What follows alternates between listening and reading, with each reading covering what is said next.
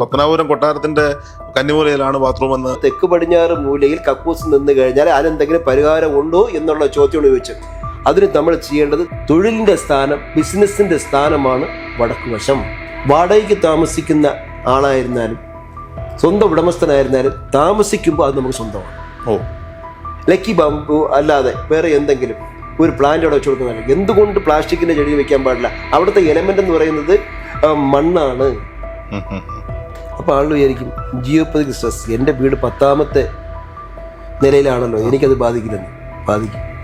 എത്ര നിലയായാലും ഭൂമിക്കടിയിൽ നിന്നല്ലേ ഈ ലൈനുകൾ തരംഗങ്ങൾ ഉണ്ടാകുന്നത്. ഈ തരംഗങ്ങൾ ഉണ്ടായി വരുമ്പോഴത്തേക്ക് അവിടെ ഉണ്ടാവുമല്ലോ. നമ്മുടെ പ്രേക്ഷകർക്ക് പൂർണ്ണ സ്വാതന്ത്ര്യം കൊടുത്തിരിക്കുന്ന ഒരു വാട്സപ്പ് ഗ്രൂപ്പാണ്. അതിൽ നമ്മളിപ്പോൾ ചെയ്തുകൊണ്ടിരിക്കുന്ന ഒരു രീതി എന്ന് പറയുന്നത്, ഒരു ഇന്റർവ്യൂ വരുന്നതിന് മുമ്പ് ആരാണോ ഗസ്റ്റ് നമ്മൾ അവരുടെ ഡീറ്റെയിൽസ് ഷെയർ ചെയ്യും. എൻ്റെ ചോദ്യങ്ങൾക്കും അപ്പുറത്തേക്ക് പ്രേക്ഷകർക്കുള്ള ചോദ്യങ്ങൾ ഉണ്ടാകും. അപ്പോൾ അത്തരത്തിൽ അങ്ങയോട് ചോദിക്കാൻ കുറച്ച് ചോദ്യങ്ങൾ വന്നിട്ടുണ്ട്. ആദ്യത്തെ ചോദ്യം എന്ന് പറയുന്നത്, കന്നിമൂലയിൽ ടോയ്ലറ്റ് വന്നാൽ അത് പരിഹരിക്കുവാൻ പ്രിയപ്പെട്ട കൃഷ്ണകുമാരേട്ടൻ്റെയാണ്, കൃഷ്ണ തൃശ്ശൂർ എന്നാണ്. നമ്മുടെ വീട്, ഓഫീസ്, ബിൽഡിംഗ് ഇരിക്കുന്ന സ്ഥലം പണ്ട് യുദ്ധഭൂമി, ശ്മശാനം, അമ്പലം. വടക്ക് കിഴക്കേ മൂലയിൽ സെപ്റ്റിക് ടാങ്ക് വന്നാൽ ക്യാൻസർ വരുമെന്ന് പറയും. അത് ശരിയാണോ? എനിക്ക് ക്യാൻസർ വന്ന ശേഷം ഒരു ബന്ധുവാണ് ഇത് പറഞ്ഞത്. അപ്പൊ ശ്രീ, മണ്ണിനടിയിലേക്ക്, അതായത് നമ്മുടെ പ്ലിന്ത് ലെവലിൽ നിന്ന് താഴേക്ക് കുഴിയാക്കി നാട്ടിലേട്ടുകൾ പണിയാൻ പാടില്ല എന്നുള്ളത് അത്രേ ഉള്ളൂ. അപ്പൊ അങ്ങനെ വരുമ്പോൾ ഒരു പ്രശ്നം എന്ന് വെച്ച് കഴിഞ്ഞാൽ, ഈ മുകളിൽ നിന്ന് അതിലേക്ക് കൊണ്ടിറക്കുന്ന വെള്ളം ഒക്കെ ഒഴുകി പോകാനുള്ള ഒരു പ്രശ്നം ഉണ്ടാവില്ലേ? ചെറിയൊരു ഹോൾ കൊടുത്തിരുന്നതാണ്, പൈപ്പ് കൊടുത്തിരുന്നത്. ചില വീടുകളിൽ വീടിന്റെ മധ്യഭാഗത്തൂടെ ഈ വാസ്തുവിന്റെ തെക്ക് പടിഞ്ഞാറെന്ന് വടക്ക് കിഴക്ക് തെക്ക് പടിഞ്ഞാറോട്ടും കടന്നു പോകുന്ന ഒരു പോസിറ്റീവ് ചാർജിങ് ഉണ്ടല്ലോ, ചാർജിങ് ലൈൻ, അതുവഴിയാണ് വീടിന്റെ അടിയിൽ കൂടിയാണ് നമ്മുടെ ടോയ്ലറ്റിലെ വേസ്റ്റ് കടന്നു പോകുന്നത്. എങ്ങനെ ഇരിക്കും? എന്തായിരിക്കും അവിടുത്തെ സ്ഥിതി വരുന്നത്? ഇപ്പൊ ഒത്തിരി പേര് ഈ വാസ്തുശാസ്ത്രം കാര്യങ്ങളൊക്കെ നോക്കുന്നെങ്കിലും കൃത്യമായി പ്ലംബർമാർക്ക് ഈ ലൈൻ വരച്ചു കൊടുക്കുന്ന ഒരു സംവിധാനം ഉണ്ടാവണം എന്നുള്ളതാണ്. വലിയ പ്രൊജക്ടുകളിലൊക്കെ എഞ്ചിനീയർ പ്ലാൻ വരയ്ക്കുമ്പോൾ പ്ലംബിങ്ങിനും ഇലക്ട്രിക്കലിനും ഒക്കെ ഡയഗ്രാം ഉണ്ടാവും. ചെറിയ വീടുകൾ നോക്കുമ്പോൾ അതൊന്നും ഉണ്ടാവില്ല. അവൻ ഇങ്ങോട്ട് വരുന്നു, പൈപ്പ് അവൻ കട്ട് ചെയ്ത് അതിലേക്ക് കൂടെ അടിച്ച് സെപ്റ്റിക് ടാങ്കി കളഞ്ഞിട്ട് പോവാണ്. ഇത് പോകുന്ന വഴിയൊക്കെ കൃത്യമായി മാർക്ക് ചെയ്ത് കൊടുക്കേണ്ടതില്ലേ? അതെ. അപ്പൊ ആളുകൾ വിചാരിക്കും ജിയോപതിക് സ്ട്രെസ്, എൻ്റെ വീട് 10ാമത്തെ നിലയിലാണല്ലോ, എനിക്കത് ബാധിക്കില്ലെന്ന്. ബാധിക്കും. എത്ര നിലയായാലും ഭൂമിക്കടിയിൽ നിന്നല്ലേ ഈ ലൈനുകൾ, തരംഗങ്ങൾ ഉണ്ടാകുന്നത്. ഈ തരംഗങ്ങൾ ഉണ്ടായി വരുമ്പോഴത്തേക്ക് അവിടെ ഉണ്ടാവുമല്ലോ. എറണാകുളത്ത് കാക്കനാടും വൈറ്റ്ലയിലും തൃപ്പൂണിത്തറയിലും അങ്ങനെയുള്ള പ്രധാനപ്പെട്ട കാര്യങ്ങളിലെല്ലാം അവിടെ ഫ്ലാറ്റുകളുടെ ഒരു കളിയാണല്ലോ എറണാകുളത്ത്. ജലത്താൽ ചുറ്റപ്പെട്ട വ്യാവസായിക നഗരമാണ് എറണാകുളം. നമ്മുടെ തിരുവനന്തപുരമാവട്ടെ കടൽ തെക്കു പടിഞ്ഞാറായിപ്പോയി, വ്യാവസായിക കേന്ദ്രങ്ങൾ കുറവ്. പക്ഷേ ഇപ്പം അതിന് അപവാദമായിട്ട് വിഴിഞ്ഞം ലോക പ്രശസ്തമായിട്ട് തന്നെ വന്നിട്ടുണ്ട്. അത് വേറൊരു കാര്യം. ഒരുപാട് തൊഴിൽ സാധ്യതകൾ ഉണ്ടാകും. എല്ലാം തിരുവനന്തപുരം, കോഴിക്കോട്, എറണാകുളം ഒക്കെ ഡെവലപ്പ് ആവട്ടെ. കേരളത്തിന്റെ ഒരു വലിയ വിജയത്തിലോട്ടല്ലേ കടന്നു പോയിക്കൊണ്ടിരിക്കുന്നത്. അത് അങ്ങനെ തന്നെ സംഭവിക്കും. വികസനം കേരളമായി മാറിക്കൊണ്ടിരിക്കുന്ന ഒരു കാലഘട്ടമാണ് ഇപ്പോൾ വന്നിരിക്കുന്നത്. അപ്പോൾ നമ്മൾ പറഞ്ഞു വന്നത്, ഈ പറയുന്ന ഈ സ്ഥാനങ്ങളെ പോസിറ്റീവ് ആക്കുവാൻ വേണ്ടിയിട്ടാണ് നമ്മൾ ഈ ജിയോപതിക് സ്ട്രെസ് ലൈനുകളോ, അതല്ലെങ്കിൽ ഇപ്പോൾ ഉദാഹരണത്തിന് ഒരു മനുഷ്യൻ ഒരു ബിസിനസ്, വലിയ മനുഷ്യനല്ല, ഒരു സാധാരണ ഒരു മനുഷ്യൻ ഒരു ബിസിനസ് ചെയ്തുകൊണ്ടിരിക്കുന്നു. ബിസിനസ് ചെയ്തുകൊണ്ടിരുന്ന് അയാൾ കുറച്ച് കാശെല്ലാമായി, സാമ്പത്തികമായിട്ട് കുറച്ച് അഭിവൃദ്ധിയെല്ലാം വന്നു, ഒരുപാട് തൊഴിലാളികളെ വെച്ചു. കുറച്ച് നാൾ അങ്ങോട്ട് കഴിഞ്ഞപ്പോഴത്തേക്ക് കാണാം ഇദ്ദേഹത്തിൻ്റെ വീട് കുറച്ചൊന്ന് വലുതാക്കണമെന്ന് തോന്നി. അദ്ദേഹം വീണ്ടും കൂട്ടിച്ചേർത്തു. വടക്ക് വശത്തായിട്ട്, നോർത്ത് സൈഡിലായിട്ട് അദ്ദേഹം എന്ത് ചെയ്ത് എന്ന് വെച്ച് കഴിഞ്ഞാൽ ഒരു ചുവന്ന നിറം കൊടുത്തു. അതല്ലെങ്കിൽ ഭാരം കൂടി എന്തെങ്കിലും വസ്തുക്കൾ, പാറകളോ മറ്റോ അവിടെ വെക്കേണ്ടി വന്നു, അറിയാതെ വെക്കേണ്ടി വന്നു. ഇതില്ലെങ്കിൽ മലിനജലം പോകുന്ന സ്ഥാനം വടക്ക് വശത്തായി എന്നിരിക്കട്ടെ, വടക്ക് വശത്തായിട്ട് വെച്ചു. തൊഴിലിൻ്റെ സ്ഥാനം, ബിസിനസ്സിൻ്റെ സ്ഥാനമാണ് വടക്ക് വശം. അപ്പോൾ അതിനുശേഷം ഇദ്ദേഹത്തിൻ്റെ ബിസിനസ്സുകളെല്ലാം വളരെ വളരെ കുറഞ്ഞ് വരാൻ സാധ്യതയുണ്ടായി, കുറഞ്ഞു വന്നു, മാനസിക പ്രശ്നങ്ങളുണ്ടായി, കാര്യങ്ങളുണ്ടായി. അപ്പോൾ അങ്ങനെ നോക്കേണ്ടി വന്നപ്പോൾ തൊഴിലിൻ്റെ സ്ഥാനമായിട്ടുള്ള, ബിസിനസ്സിൻ്റെ സ്ഥാനമായിട്ടുള്ള വടക്ക് വശത്തായിട്ട് ഈ പറയുന്ന മലിനജലം ഉണ്ട്. അപ്പം നിങ്ങൾക്ക് പരിശോധിക്കാം, ഉണ്ടോ എന്ന് ചോദിക്കാം. അപ്പോൾ അങ്ങനെ ഉണ്ടെങ്കിൽ അതിൻ്റെ പ്രധാനപ്പെട്ട കാരണം ഇതാണ്. അവിടെ നമുക്ക് വേണ്ടത് മൂവിങ് വാട്ടറാണ്. ഈ വർഷത്തിലെ ഫ്ലൈയിങ് സ്റ്റാർ ഫെങ്ഷുയി അല്ല ഞാൻ പറയുന്നത്, ട്രഡീഷണൽ ഫെങ്ഷുയാണ് പറയുന്നത്. അവിടെ ജലത്തിൻ്റെ സ്ഥാനമാണ് വടക്കെന്ന് പറയുന്നത്. തെക്കെന്ന് പറയുന്ന തീയുടെ, അഗ്നിയുടെ സ്ഥാനമാണ്. കിഴക്കെന്ന് പറയുന്ന മരത്തിൻ്റെ സ്ഥാനമാണ്. അപ്പം അങ്ങനെ ഉണ്ടെന്നുണ്ടെങ്കിൽ അവിടെ നമ്മൾ പോസിറ്റീവാക്കി വടക്കിനെ വെച്ച് കൊടുത്തു കഴിഞ്ഞാൽ നല്ല റണ്ണിങ് വാട്ടർ, മൂവിങ് വാട്ടർ, പല വീടുകളിലും ഫിഷ് ടാങ്കുകളുണ്ട്, അതിനൊക്കെ സ്ഥാനങ്ങളുണ്ട്. അപ്പോൾ ചലിച്ചുകൊണ്ടിരിക്കുന്ന ഒരു വാട്ടർ ആണെങ്കിൽ അത് സമ്പത്ത് വരാൻ കാരണമായി മാറുന്നു. നിശ്ചലമായിട്ട് നിൽക്കുന്ന സ്റ്റിൽ വാട്ടർ ഒരിക്കലും ഇങ്ങനെ ആവുന്നില്ല. അപ്പം മലിനജലം അവിടെ ഉണ്ടെന്നുണ്ടെങ്കിൽ ഈ ഒരു കാരണമായി മാറാം. അവിടെ ഭാരക്കൂടുതലുണ്ടെങ്കിൽ അത് വാസ്തുവിൽ പറയുന്നു, ഫെങ്ഷുയിൽ പറയുന്നു നല്ല റണ്ണിങ് വാട്ടർ അവിടെ ഉണ്ടാവണം, അത് പോസിറ്റീവായി മാറും. പിന്നെ ചെറുകിട ബിസിനസ്സുകാരെല്ലാം തന്നെ നമ്മൾ ആലോചിക്കേണ്ടത്, ചെറുകിട ബിസിനസ്സുകാരെല്ലാം തന്നെ ഇപ്പോൾ വളരെയധികം ആദിയിലാണ്, പേദാരിയിലാണ്. എന്തുകൊണ്ടെന്നാൽ പഴയ പോലെയുള്ള ബിസിനസ്സുകളൊന്നും അവർക്ക് നടക്കുന്നില്ല. കയ്യിൽ മൊബൈൽ ഫോൺ ഉണ്ടെന്നുണ്ടെങ്കിൽ എന്ത് സാധനവും നമ്മുടെ കയ്യിൽ അപ്പോൾ തന്നെ നിമിഷ നേരം കൊണ്ടെത്തുന്ന ഒരു ഓൺലൈൻ ബിസിനസ്സായിട്ട് നമ്മുടെ കേരളവും മാറിയിരിക്കുന്നു എന്നുള്ളതാണ്. പഴയ കാലത്ത് കോവിഡ് കാലത്തായിരുന്നാലും അതല്ലെങ്കിൽ ഏതൊരു കാലത്തായിരുന്നാലും ഓടിച്ചിട്ട് നമുക്ക് രാജേഷേ ഒരു 2 കിലോ അരി തരൂ, നാളെ പൈസ തരാം, ഞാൻ ജോലിക്ക് പോയിട്ട് വരട്ടെ എന്ന് പറയുന്ന ഒരു കാലം ഉണ്ടായിരുന്നു. എന്നാൽ ഇപ്പോൾ ആ കാലഘട്ടം മാറിയില്ലേ? അന്ന് സഹായിക്കാൻ ഈ പാവപ്പെട്ട ബിസിനസ്സുകാർ, ഈ കച്ചവടക്കാർ നമുക്കുണ്ടായിരുന്നുവെങ്കിൽ ഇന്നിപ്പോൾ അതില്ലാതായി. കൂടുതൽ പൈസ കൊടുത്ത് ഓൺലൈനിൽ നിന്ന് സാധനം പർച്ചേസ് ചെയ്യേണ്ട ഒരു സമയം നമുക്ക് വന്നു ചേർന്നിരിക്കുന്നു. അത് നമ്മൾ കാണണ്ടേ? അത് കാണാതെ പോകാൻ പറ്റും? ഓൺലൈൻ ബിസിനസ് കൊണ്ട് ആഗോള ഭീമന്മാരായിട്ടുള്ളവരെല്ലാം സമ്പന്നരായിട്ട് ഫ്ലിപ്കാർട്ടും ആമസോണും ഒക്കെ വന്ന് എന്താണ് ചെയ്തുകൊണ്ടിരിക്കുന്നത്? അവർ വൻകിട ബിസിനസ്സായി. ഒരുപാട് പേർക്ക്, ഒരു വ്യവസായിക്ക് മാത്രമല്ല തൊഴിൽ നഷ്ടപ്പെടുന്നത്, ആ വ്യവസായ സ്ഥാപനത്തിൽ ജോലിയെടുക്കാൻ 5 or 6 കുടുംബങ്ങൾ കാണും. ആ കുടുംബങ്ങളുടെ ജീവിതം തന്നെ വളരെയധികം ബുദ്ധിമുട്ടിലോട്ട് അരക്ഷിതാവസ്ഥയിലേക്ക് പോകുന്ന ഒരു സാഹചര്യമാണ്. അപ്പോൾ ബിസിനസ് കൂട്ടുവാൻ വേണ്ടിയിട്ട് നമുക്ക് അവരോട് കിടപിടിക്കത്തക്ക രീതിയിലുള്ള സാധനങ്ങളും മറ്റു ഉപകരണങ്ങളും എന്തൊക്കെയാണോ നമുക്ക് മനുഷ്യന് ആവശ്യമായിട്ടുള്ള നിത്യോപയോഗ സാധനങ്ങൾ അതെല്ലാം കൂട്ടി കാലത്തിനനുസരിച്ചുള്ള ഒഴുക്കിലോട്ട് നാം പോകേണ്ടിയിരിക്കുന്നു. എങ്കിൽ മാത്രമേ നമുക്ക് ബിസിനസ്സിൽ ഇപ്പോൾ പിടിച്ചു നിൽക്കാൻ കഴിയും. വേണ്ടി വന്നാൽ നമ്മൾ എന്ത് ചെയ്യും? ഇപ്പോൾ വീട്ടിൽ നിന്ന് വിളിച്ചു പറഞ്ഞാൽ നമുക്ക് ഓൺലൈൻ ബിസിനസ് പോലെ സാധനങ്ങൾ കിട്ടുന്ന പോലെ കടയിൽ നമ്മുടെ സ്ഥാപനത്തിൽ ഒരു സ്കൂട്ടറിൽ ആ സാധനം അവിടെ എത്തിക്കാനുള്ള ഒരു സംവിധാനം ഇപ്പോൾ കാലത്തിനനുസരിച്ച് കച്ചവടത്തിന്റെ രീതികൾ മാറ്റുക. ഇപ്പോൾ ഞാൻ 2 ദിവസത്തിന് മുമ്പ് ആദ്യമായിട്ട് കണ്ടതാണ് ഒരു പിക്കപ്പ് വാനിനകത്ത് ബീഫ് കച്ചവടം. ഓരോരുത്തരെ വീട്ടിന്റെ വാതിൽ ചെന്നിട്ട് ബീഫ് കട്ട് ചെയ്ത് ഇത്ര കിലോ വെച്ച് കൊടുക്കുകയാണോ? മീൻ വിറ്റിക്ക് പോകുന്ന പോലെ ആ ഒരു സാഹചര്യം വന്നു. അപ്പൊ ആൾക്കാർക്ക് തന്നെ ഇറച്ചി വാങ്ങാൻ വേണ്ടി പോകണ്ട, ഒന്നിനും പോകണ്ട, എല്ലാം വീട്ടുപടിക്കലെത്തുന്നു. ആ വീട്ടുപടിക്കലെത്തപ്പോഴത്തേക്കാണ് സാധാരണക്കാരന്റെ ബിസിനസ് എല്ലാം കടന്നു പോകുന്നത്. ഞാൻ ഈ ബിസിനസ്സുകാരെ പറ്റി പറഞ്ഞതുകൊണ്ട് ഞാൻ കണക്ട് ചെയ്ത് ചോദിക്കുകയാണ്. ഈ ഫാങ്ഷയിൽ ഈ വാണിജ്യമായ കെട്ടിടങ്ങൾ, ഒരു ഷട്ടർ സ്പേസ് ആവാം, അല്ലെങ്കിൽ ഒരു വലിയ കൊമേഴ്ഷ്യൽ സ്പേസുകളാവാം, അവിടെയും ഈ പറയപ്പെടുന്ന വാസ്തു കറക്ഷൻ നമുക്ക് തീർച്ചയായിട്ടും ഉണ്ട്. അപ്പൊ എന്താണ് ഞാനിപ്പം സ്വാഭാവികമായിട്ട് ആള് സാറിനെ കൺസൾട്ട് ചെയ്യണമെങ്കിൽ എന്താണ് ചെയ്യേണ്ടത്? താങ്കളുടെ നമ്പർ നമ്മൾ എന്തായാലും ഡിസ്ക്രിപ്ഷനിൽ കൊടുക്കുന്നത്, അതിൽ വിളിച്ച് അങ്ങയുടെ അപ്പോയിന്റ്മെന്റ് എടുത്ത് അങ്ങയെ സംസാരിച്ചതിന് ശേഷം നിങ്ങൾ അവർ സൈറ്റ് വിസിറ്റ് ചെയ്യും, അവിടെ പോയി നോക്കിയിട്ടാണ്. തീർച്ചയായിട്ടും. അതെങ്ങനെയാണെന്ന് വെച്ച് കഴിഞ്ഞാൽ ഞാൻ ഇപ്പോൾ ഒരു 10-20 വർഷമായിട്ട് ഒരു 3 വർഷത്തെ ഒരു ഗ്യാപ്പ് എനിക്കുണ്ടായിരുന്നു, 4-5 വർഷത്തെ ഗ്യാപ്പ് ഉണ്ടായിരുന്നു. എപ്പോഴും എനിക്ക് പെട്ടെന്ന് അങ്ങനെ അങ്ങ് വരാൻ കഴിയില്ല. ഇപ്പൊ ഇന്ന് വിളിച്ചിട്ട് ഇപ്പൊ 50,000 രൂപ തരാം, നിങ്ങളൊന്ന് വന്ന് നോക്കാൻ എനിക്ക് പറ്റില്ല. ഞാൻ വേറൊരു മേഖലയിൽ കൂടെ കടന്നു പോകുന്ന ആളായിട്ട് എനിക്ക് അങ്ങനെ വരില്ല. എന്നാൽ സമയം എടുത്തതിന് ശേഷം കേരളത്തിൻ്റെ ഏത് മുക്കിലും മൂലയിലും വന്നിട്ട് ഞാൻ വീട് നേരിട്ട് കണ്ടതിന് ശേഷം എൻ്റെ കണ്ണിൽ കൂടി കാണുന്ന, എൻ്റെ ഫെങ്ഷുയി കണ്ണിൽ കൂടി കാണുന്ന, ജിയോപ്പതിക് സ്ട്രെസ് ലൈനിൽ കൂടി കാണുന്ന വേറൊരു മനുഷ്യനായിട്ട് വന്ന് കണ്ടിട്ട് അവിടെ നിങ്ങളൊന്നും ഇങ്ങോട്ട് പറയണ്ട. നിങ്ങളുടെ വീട്ടിൽ ഇങ്ങനെ ഉണ്ട്, വിവാഹം നടക്കുന്നില്ല, എന്തെങ്കിലും പ്രശ്നം, സാമ്പത്തിക പ്രശ്നം, രോഗങ്ങൾ, ഒന്നും പറയണ്ട, ഞാൻ അങ്ങോട്ട് പറഞ്ഞുതരും. എന്നിട്ട് ഞാൻ തന്നെ അതിനുള്ള റെമഡികൾ ചെയ്യും. അപ്പോൾ ചോദിക്കും, കുറച്ച് ഫെങ്ഷുയിലുള്ള തവളയും കുബേരനെയും മറ്റു സാധനങ്ങളെ കെട്ടിത്തൂക്കുന്നതാണോ നിങ്ങൾ ചെയ്യുന്നത്? അതല്ല. ഒരു സാധനങ്ങളും വെക്കാതെ അവിടുത്തെ നെഗറ്റീവ് എനർജി മാറ്റിയാൽ മാത്രം നമുക്കവിടെ പോസിറ്റീവായിട്ട് നല്ല സമാധാനമായിട്ട് സാന്ത്വനം തരുന്ന ഒരു ജീവിതം നമുക്ക് ആ വീട്ടിൽ നിന്നുണ്ടാവും. അതിന് നമ്മളെന്താ എലിയെ പേടിച്ചിട്ട് ഇല്ലം ചുട്ടു പോകേണ്ട കാര്യമൊന്നുമില്ല. അതെങ്ങനെയാണ് പ്രശ്നങ്ങളുണ്ടെങ്കിൽ പരിഹാരമുണ്ട്. അതെങ്ങനെയാണ് എന്നുള്ളത് ചെയ്ത് നോക്കിയിട്ട് അറിയാന്നുള്ളത്. അതെ.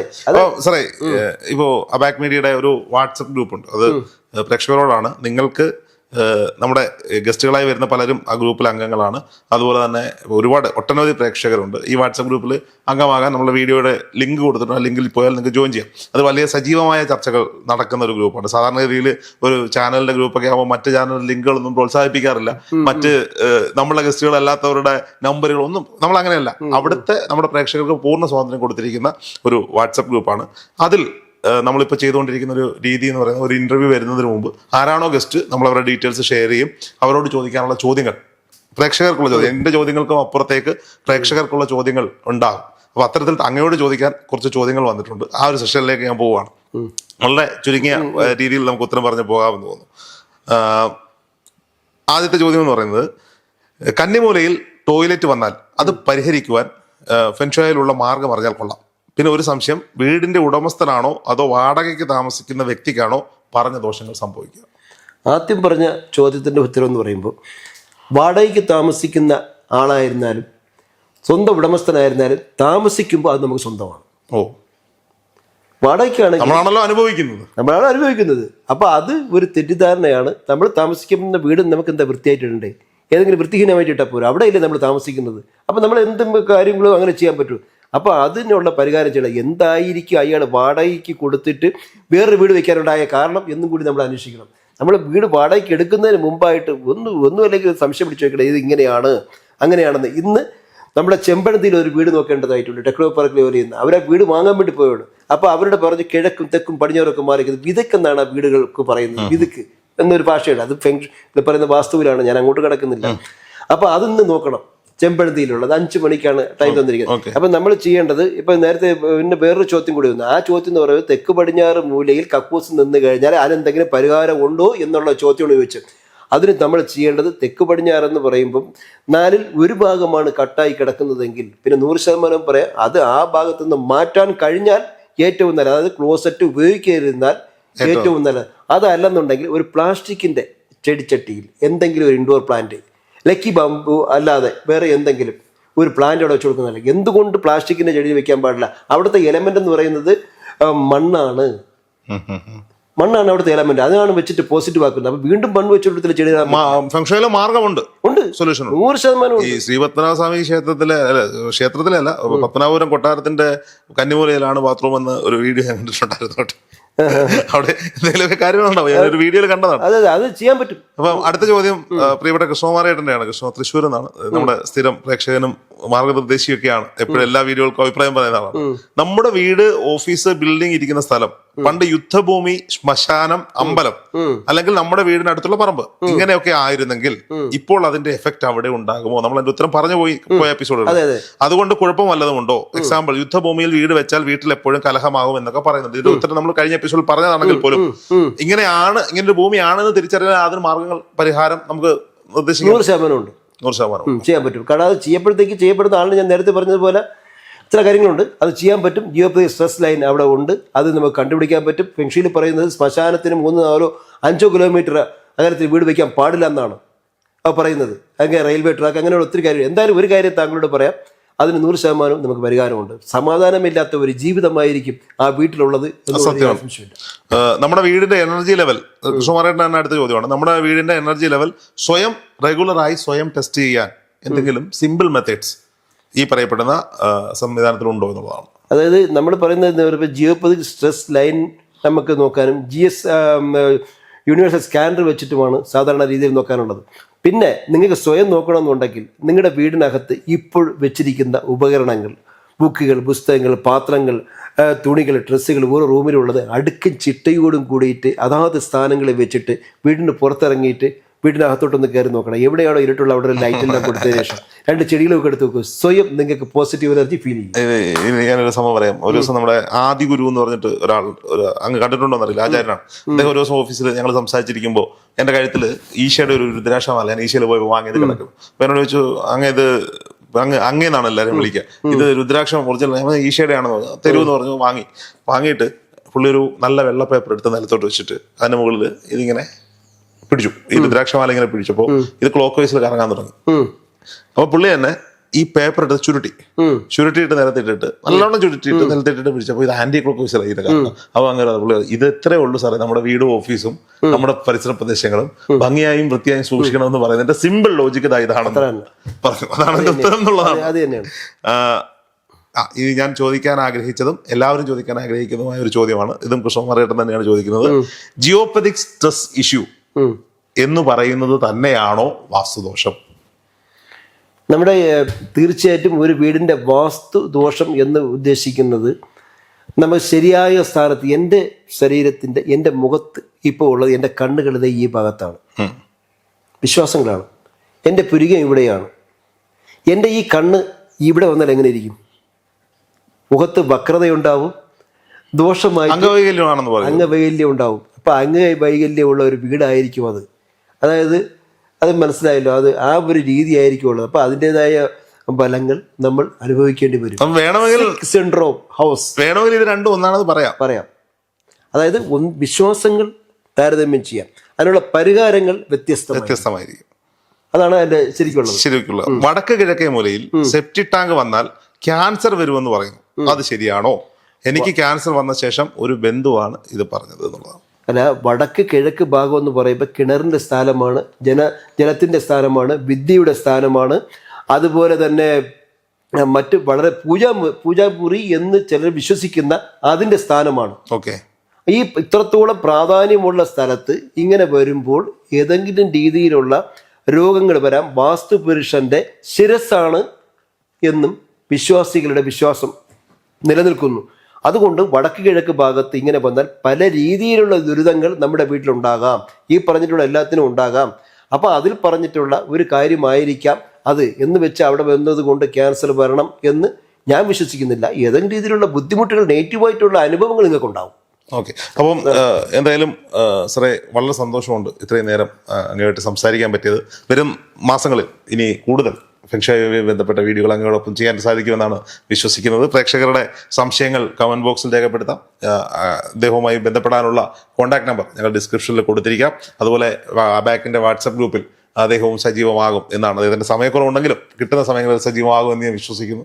ഒരു സെക്കൻഡ്, ഞാൻ ഈ കഴിഞ്ഞ 22 വർഷമായിട്ട് ഇവിടുത്തെ പല സാറ്റലൈറ്റ് ചാനലുകളിലും പ്രോഗ്രാം ചെയ്തിട്ടുണ്ട്. നിങ്ങൾക്ക് ബോസ് ഫംഗ്ഷി എന്ന് അടിച്ചു നോക്കിയാൽ കാണാൻ പറ്റും. സൂര്യ TV, ജയ് ഹിന്ദ്, ACV, കൈരളി, അങ്ങനെ പറയേണ്ട ഒരുപാട് ചാനലുകളിൽ വർഷങ്ങളൊക്കെ ഉണ്ടായിരുന്നു.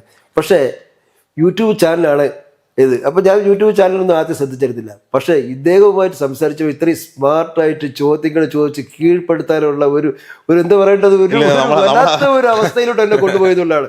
ഒരുപാട് ആഗ്രഹന്മാരെ ഞാൻ കണ്ടിട്ടുണ്ട്. പക്ഷെ ഇതുപോലെ ഒരു നമ്മൾ അതിനു വേണ്ടിയുള്ള സമയം എടുത്തില്ല എന്നുള്ളതാണ് വിശദമായ ഒരു ചർച്ച. അതുപോലെ തന്നെ ഞാൻ ആഗ്രഹിക്കുന്നതാണ്, ഞാൻ അങ്ങോട്ട് പറഞ്ഞിട്ടുണ്ട്, സാഹചര്യങ്ങൾ ഒത്തുവരികയാണെങ്കിൽ വാസ്തുശാസ്ത്രവുമായുള്ള ഒരു എക്സ്പെർട്ടും അങ്ങും ഇരുന്നു കൊണ്ട് ഒരു ചർച്ച, അതിന്റെ തർക്കങ്ങളാവാലോ, തർക്കങ്ങളാണ് എപ്പോഴും നല്ലത്. അത് ഞാൻ ആഗ്രഹിക്കുന്നുണ്ട്. ഞാൻ അത് പറ്റുമെങ്കിൽ ഏതെങ്കിലും ഒരു വാസ്തുശാസ്ത്ര എക്സ്പെർട്ടോട് സംസാരിച്ചതിന് ശേഷം പ്രേക്ഷകർക്ക് വേണ്ടി അത് എത്തിക്കാം എന്നാണ് ഞാൻ വിചാരിക്കുന്നത്. എന്തായാലും വളരെ നന്ദി.